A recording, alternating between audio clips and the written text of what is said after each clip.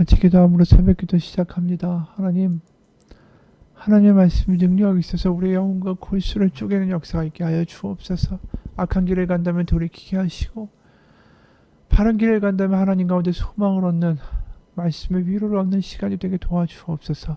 예수님 이름 받들어 기도합니다. 아멘. 오늘은 계시록 21장 1절에서 8절입니다. 계시록 21장 1절에서 8절입니다.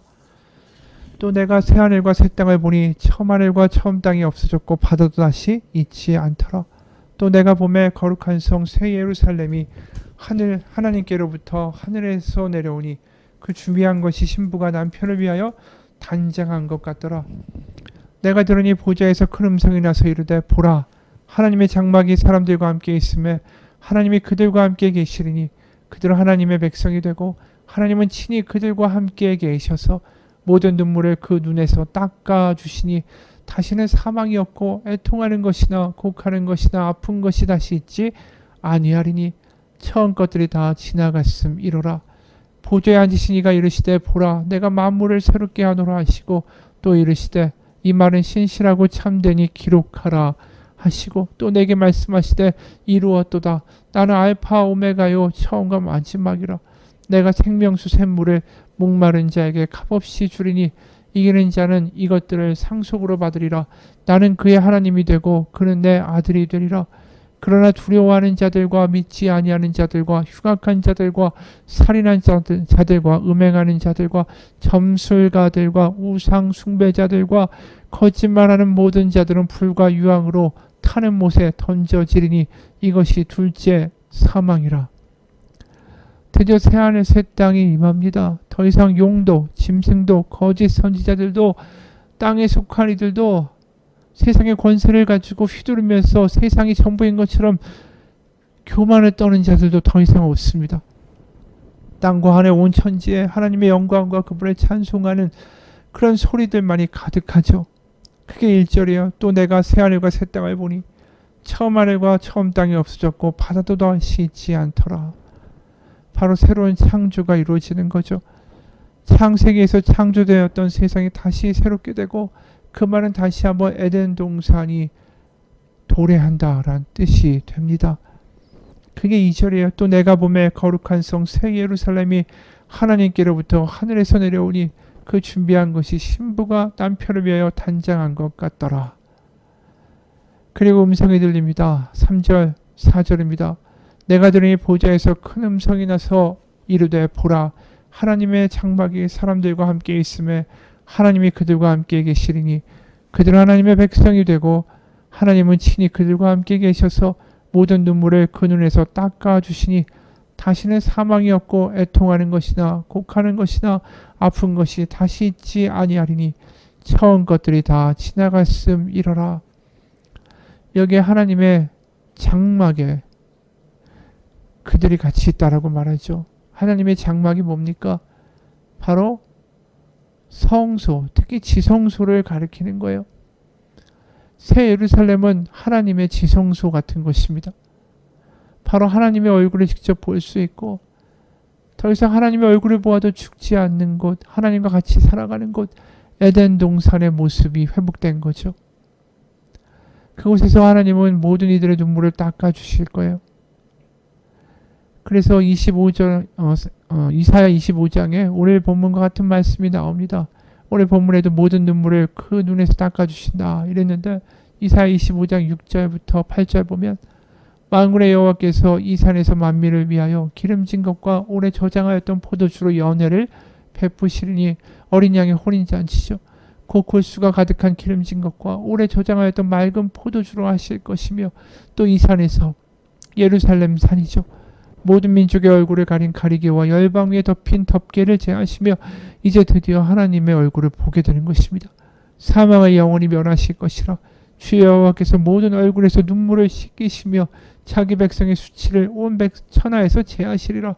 여호와께서 이같이 말씀하셨느니라. 이사야에 나와 있는 하나님의 말씀이 드디어 성취되고 있는 장면이죠. 드디어 새하늘 새 땅의 장면에 이어서 주님의 음성이 또 들립니다. 5절 거기서 8절입니다. 보좌에 앉으신 이가 이르시되 보라 내가 만물을 새롭게 하노라. 6절 나는 알파와 오메가요 처음과 마지막이라. 내가 생명수 샘물을 목마른 자에게 값없이 주리니 이기는 자는 이것들을 상속으로 받으리라. 나는 그의 하나님이 되고 그는 내 아들이 되리라.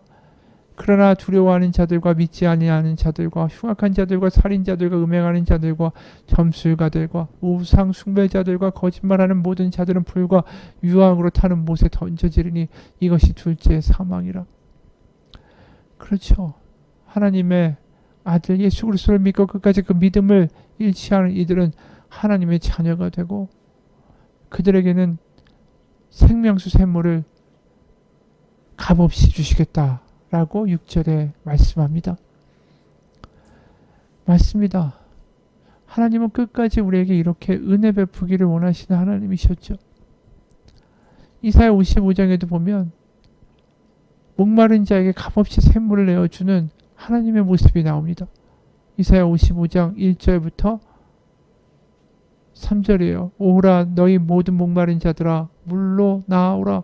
돈 없는 자도 오라. 너희는 와서 사 먹되 돈 없이 값없이 와서 포도주와 젖을 사라. 하나님의 잔치의 모습이죠.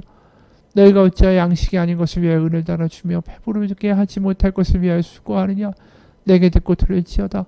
그리하면 너희가 좋은 것을 먹을 것이며 너희 자신이 기름진 것으로 즐거움을 얻으리라. 너희는 귀를 기울이고 내게로 나와 들으라.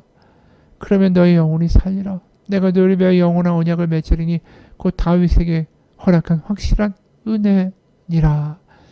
예수 그리스도를 믿고 그 복음을 붙들고 가는 이들은 결국 혼인잔치에 참여하게 될 것이다 라는 것이죠. 그 이미지가 바로 값없이 먹을 것을 주고 값없이 생수를 주신다라는 뜻이에요.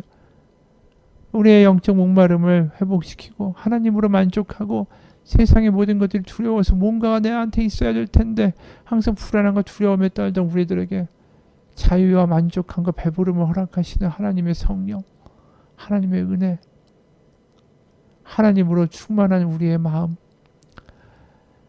그것이 바로 우리가 이 땅을 살아가는 힘이고 결국 그러한 모습이 새 예루살렘에서 하나님의 자녀들이 경험하고 있는 거죠. 하나님으로 충만해지는 것.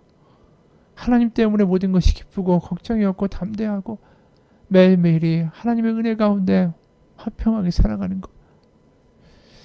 그 에덴 동산의 모습을 회복시키고자 하신 하나님의 열심이 이 창세기부터 계속 나오고 또 이 생수를 먹이시면서 그 잔치 자리에 어떻게든 불려서 살리고자 하신 하나님의 마음이 예수님의 복음에도 계속 나옵니다. 오늘 값없이 생명수를 주겠다. 또 이사야 55장에서 읽은 것처럼 값없이 물을 주겠다. 또 예수님도 요한복음 4장에서 사마리아 수가성 여인에게 이런 말씀하셨죠. 13, 14절 예수께서 대답하여 이르시되 이 물을 마시는 자마다 다시 목마르려니와. 이 우물물이죠. 내가 주는 물을 마시는 자는 영원히 목마르지 아니하리니 내가 주는 물은 그 속에서 영생하도록 솟아나는 샘물이 되리라. 바로 예수님이 이 계시록에 나와 있는 말씀 또 이사야에 나와 있는 말씀 그 말씀을 계속해서 하고 계시다라는 거예요. 바로 이 정오의 그 더운데 남편이 다섯 있었으나 지금 있는 자도 남편이 아닌 이 불쌍한 여인에게 예수님은 생수를 주고 싶다라는 말씀을 사마리아까지 가셔서 굳이 그 여인에게 하고 계시다라는 거죠. 요한복음 7장에도 장막절 바로 그 수많은 사람들이 예루살렘에 모여 있는데 예수님의 말씀을 듣지 않습니다. 외면할 때 예수님 그래도 외치세요. 요한복음 7장 38절 나를 믿는 자는 성경의 이름과 같이 그 배에서 생수의 강이 흘러나오리라 하시니 이는 그를 믿는 자들이 받을 성령을 가리켜 말씀하신 것이라. 예수께서 아직 영광을 받지 아니하셨으므로 성령이 아직 그들에게 계시지 아니하더라. 예수님이 계속해서 뭘 말씀하십니까? 우리가 계시록에 나와 있는 생명수를 값없이 얻고 그것으로 해결하고 그것으로 기뻐하고 하나님으로 충만해지고 이러한 것들을 이 땅에서 이미 경험하며 살아갈 수 있도록 예수님이 이 땅에 오셔서 성령을 우리 가운데 주신 거예요. 그래서 성령의 역사가 있으면 무슨 일이 벌어집니까? 성경의 큰 계획들이 우리 가운데 믿어지기 시작합니다. 이사야부터 예수님의 이야기, 계시록까지 이어지는 하나님의 회복의 역사. 이런 것들이 성령을 통하여 우리 가운데 믿어지기 시작하는 거예요. 그리고 하나님의 새 하늘과 새 땅, 예수님의 재림, 이런 것들이 믿어지는 것들이 우리의 의지로 믿어지는 게 아니라 성령을 통해 믿어지는 거죠. 왜냐하면 최종적으로 생명수가 값없이 부어지는 그 광경을 우리는 지금 미리 당겨서 성령을 통해서 생명수를 맛볼 수 있는 은혜를 경험하고 있는 거 아닙니까? 그래서 하나님의 영 성령을 받는다라는 것이 그냥 내가 평안해지고 내가 방언을 하고 통변을 하고 뭐 예언을 하고 치유를 일으키는 은사를 경험한다라는 뜻이 아닙니다.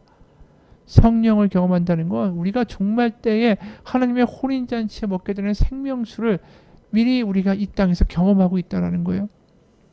그래서 성령을 받으면 하나님의 큰 그림, 하나님의 큰 계획, 하나님이 이루시는 새하늘 새 땅, 바로 그 하나님이 이루시는 종말, 재림 이런 것들이 다 믿어지게 되는 게 성령의 역사예요.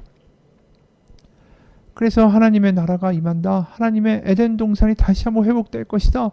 그래서 하나님의 나라를 위하여 살게 되고 하나님의 큰 그림과 큰 계획을 향하여 달려가게 되는 거, 이게 성령의 역사라는 겁니다. 근데 우리가 그것을 너무나도 많이 잃어버렸죠. 성령 집회, 은사 집회하면 은사만 받는 게 다인 줄 알아요. 그리고 방언 터지면 성령 이게 다라고 생각해요. 그게 아닙니다. 이 땅이 다가 아니고 새하늘 새 땅이 있고 하나님의 커다란 꿈 에덴 동산의 회복이, 하나님 나라가 예수님의 재림과 종말이 우리 가운데 있다라는 것을 고백하고 믿어지고 예배하는 게 성령의 역사라는 거죠. 그래서 미국의 대표적인 복음주의자였던 토저 목사님이 이런 글을 쓴 적이 있어요. 요즘 교회에는 부족한 것이 거의 없습니다. 그런데 한 가지 우리가 잃어버린 게 있습니다. 그것은 바로 예배입니다. 요한계시록의 메시지를 보면 라우디게아 교회를 비난하며 가르치시는 말씀이 나옵니다. 네가 말하기를 나는 부자라 부유하여 부족한 것이 없다 하나 물은 내가 사랑하는 자를 책망하여 징계하노니 그러므로 네가 열심을 내라 회개하라. 그렇다. 우리들은 이 땅 가운데 대형 교회들이 세워지고 큰 회중들이 모이고 부흥을 경험하고 있고, 하지만 거기에는 나에게는 분명한 질문이 있다. 우린 예배에서 무엇을 예배하고 있는 것인가? 많은 이들은 이렇게 답한다. 우리는 부유하고 부족한 게 없다. 이게 하나님의 축복 아닌가? 축복을 즐기는 것이 우리가 마땅한 것이 아닌가? 그러나 장폴 사르트르라는 사람은 이렇게 말한다. 교회가 나한테 가르쳐준 요즘 유행하는 하나님의 이야기 안에는 내 영혼을 기다리고 계신 크신 하나님을 인식할 수가 없었다. 나에겐 정말 큰 창조주의 이야기가 필요했는데 내가 소개받은 것은 거대한 사업가였다. 이것이 교회 위기다. 그렇죠. 교회 나와서 하나님께 헌금하면 부자가 됩니다. 하나님한테 뭐하면 병이 났습니다. 하나님을 믿으십시오. 모든 게 평안해질 것입니다. 마음이 불안하십니까? 하나님 믿으면 평안이 올 겁니다. 우울증이 사라질 겁니다. 거대한 사업가처럼 이야기를 듣게 된다는 거죠. 교회 갔는데 예배를 드리는데, 예배는 뭘 경험해야 되냐면 천지를 창조하신 하나님, 그리고 새하늘 새 땅을 이루신 하나님, 그것을 경험하는 게 예배가 돼야 되는데 오늘날 한국교회도 마찬가지죠. 이 토저 목사님의 이야기처럼 예배가 더 이상 새하늘과 새 땅의 이야기를 잃어버렸어요.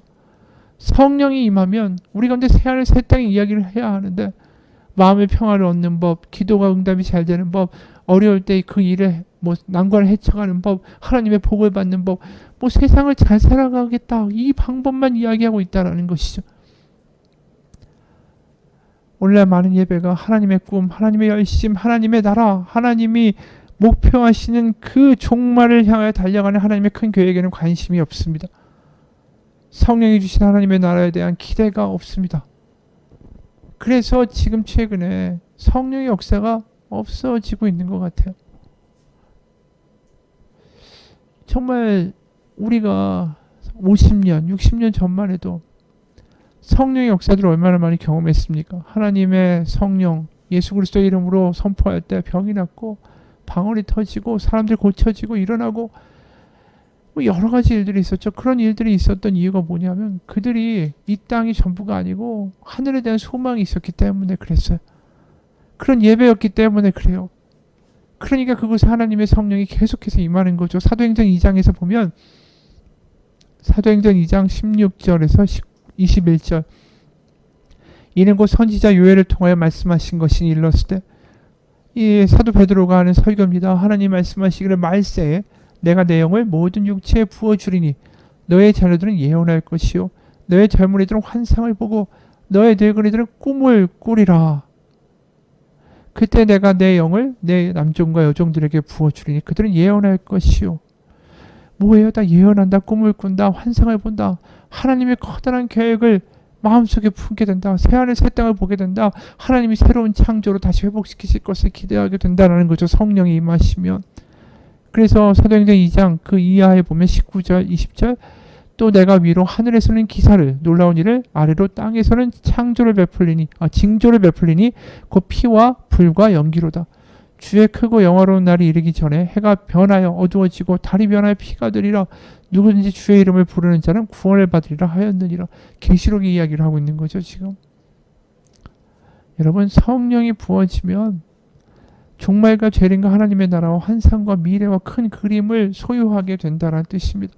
지금 눈앞에 일에 우리의 관심이 더 이상 가지 않는다라고 합니다.